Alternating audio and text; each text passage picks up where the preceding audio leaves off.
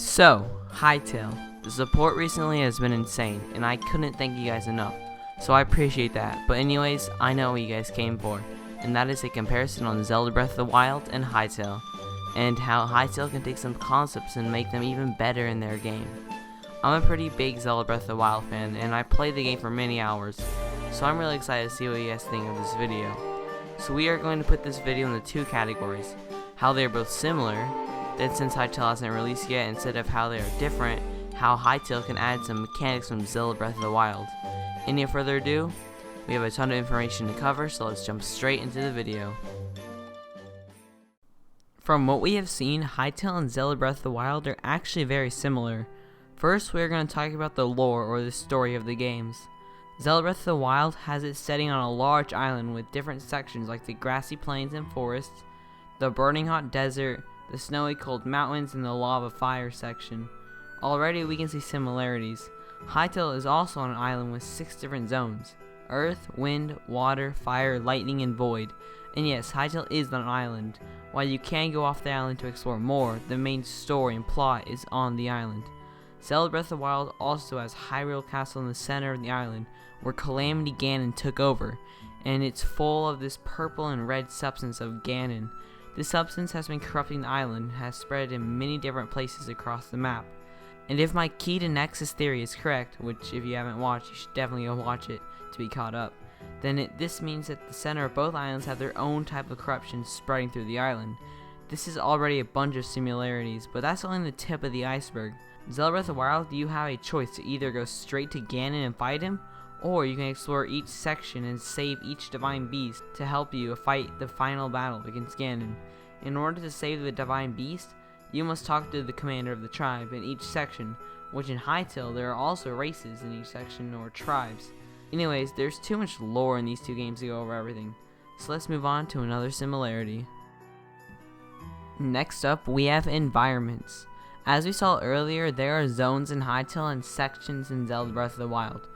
The games both have a similar style if you think about it, besides the fact that Hytale is way more pixelated. When you start the game, you wake up from a 100-year sleep in a shrine. You'll learn the very basics in this shrine. Once you are finished, you run out to look over the island, and man, does it look so beautiful. But you are stuck on a plateau, and you must complete 4 shrines to get a paraglider to glide off this plateau. This plateau is full of grass and trees, but also cliffs and snow and freezing cold water. Once you have obtained the paraglider, which also might be in Hytale, you are free to explore the rest of the island. Hytale could take some inspiration from this and teach the player how to play the game before letting the player explore the rest of the world.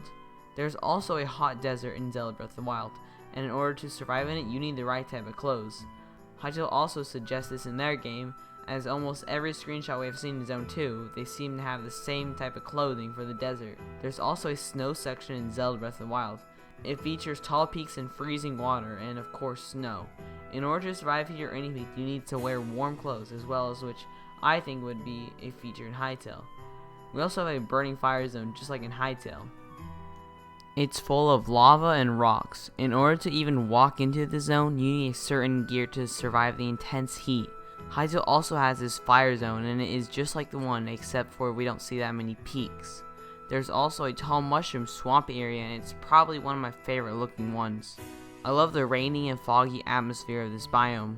We can also see something that looks very similar to this in Hytale's concept art, and in my last video I speculated that this is the Altiverse car pack. That would be so cool to see all these tall mushrooms towering the player. Another environment of Zelda Breath of the Wild is the Lost Woods. This is a creepy part of Zelda Breath of the Wild and gets me a little nervous every time I hear that music. You have to maneuver through the woods on an invisible path. If you go off the path, then the fog captures you. Hytale, we don't know the mechanics of this biome, but there is a biome called the Ghost Forest, and I think they can do some really creepy things with this place. The next environment is the islands. And Hytale's islands look very tropical with the treasure in Paris that we see in the trailer, and Zelda islands look very similar with the tropical vibes, which in my opinion, the tropical islands and biome is one of my favorite places. Next up, we are going to talk about Troggs. Ever since I first saw Troggs, I knew they looked like bokoblins from Zelda Breath of the Wild. They're basically the same creature in 2 different games.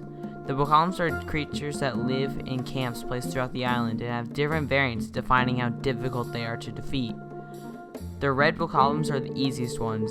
The blue ones are slightly more difficult, and then after that we have the black variant, which you don't find until after you've escaped the Great Plateau, and they're a lot more challenging. Then we have white and gold variants, which are the toughest and don't spawn until late game. Their camps are made of wood and bones, and they almost always have something cooking on the campfire. The camps also have towers to the lookout bokoblins. If these guys see you, they'll blow their horn and alert all nearby bokoblins. These camps are pretty common, and you can almost always see one somewhere in the distance. The Troggs are extremely similar to this. We know that they have different styles, but we don't know if that determines their strength and health. Trogg camps also look very similar to bokoblin camps, but a little more advanced. They have the same style with the bones and woods design. The camps are also structures that generate throughout Zone 1, while in Zelda, they generate everywhere. These creatures also look very similar with the same style clothes and scales. Now it's time to see how Hytale can add some mechanics from Zelda Breath of the Wild into their game. First, we're going to talk about cooking. Cooking Zelda Breath of the Wild is actually something fun to do that most games don't accomplish, such as Minecraft. In Zelda, you collect ingredients throughout the world, and depending on what that thing is, it will give you a different effect. For example, a fire lizard from the lava section will give you a small amount of fire resistance or heat protection to survive in this zone. The cool part about this though is you combine these ingredients to make your own food. It sounds complicated, but it's actually very simple. Each ingredient will give you a different effect, such as more stamina, more hearts, and plenty of different effects. Anyways, the more of the ingredient you put in, the stronger it gets. For example, if you put 5 fire lizards and 1 mushroom, then it will maybe give you 10 minutes of fire protection and 1 heart. And what's so cool about this is there's so many combinations, just like in real life. Now I think Hytale can add this feature in their own way. Since there's magic in Hytale, maybe they can add the same system but for potions. Maybe potion gives you those effects like fire resistance, and the food gives you the effects for more stamina. I'm sure Hytale can balance it out to make it feel good for both. Next, we are going to talk about cutscenes. Cutscenes in Zelda Breath of the Wild are some of my favorite things about the game. A cutscene is a scene that develops a storyline and is often shown on a completion of a certain level or when a player character dies. One small example of this is the death animation in Minecraft. This is a small cutscene, but what I'm thinking is cutscenes that show off a dungeon. For example, it would be so cool if you entered a portal, it loaded the dungeon, and then a cutscene played of showing off the dungeon, kind of like in Mario stages. Zelda Breath of the Wild's cutscenes are on point.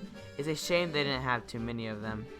But there are a lot of good ones, like every time you enter a new zone of the world where the divine beast is, it plays an animation of the divine beast and how it's making life harder for the tribe. And also the blood moon. Speaking of the blood moon, let's move on to our next comparison. The blood moon is a very iconic thing in video games. The blood moon usually signals the player that something bad will happen that night. It usually brings harder, more difficult enemies, and in Zelda Breath of the Wild, the blood moon restores the enemies that have been defeated.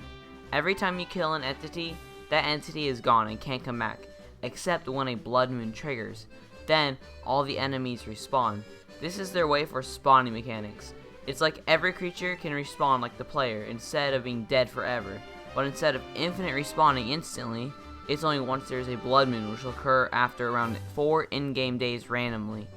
I think a blood moon would fit perfectly in Hytale, and they can add just like how Zelda did it. This would be a better way for spawning mechanics too. Anyways, I was planning on making this video a little longer, but I had things going on in my real life. And since this video is already 2 weeks late, I need to get this video out to all you guys before I give up on this video, as I've spent hours stressing making this. Anyways, a simple like on this video is what motivates me to keep making content for you guys. And while you're down there, subscribing is also appreciated. I hope you guys enjoyed, and make sure to join the Frenzy Army to have a large chance to be mentioned at the end of the video. Anyways, I'll see y'all later. Peace.